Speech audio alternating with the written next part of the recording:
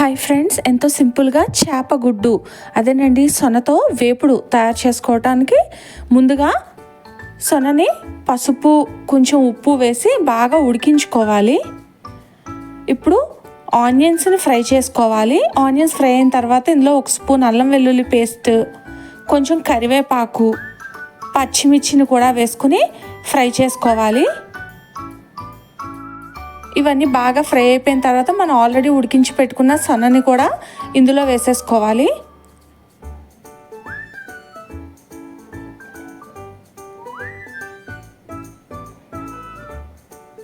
దీన్ని ఒక 2 నుంచి 3 నిమిషాలు బాగా ఫ్రై చేసుకోవాలి.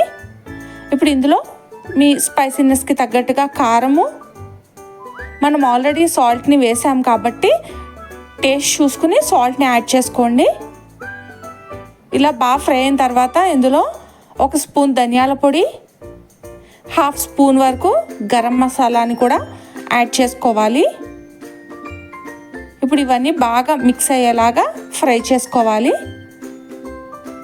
మరొక 2 to 3 మినిట్స్ ఫ్రై చేసుకుంటే ఎంతో టేస్టీగా అండ్ సింపుల్గా అయిపోయే ఫిష్ ఎగ్ ఫ్రై రెడీ అయిపోయినట్టే. ఇది అన్నంలోకి చాలా బాగుంటుంది.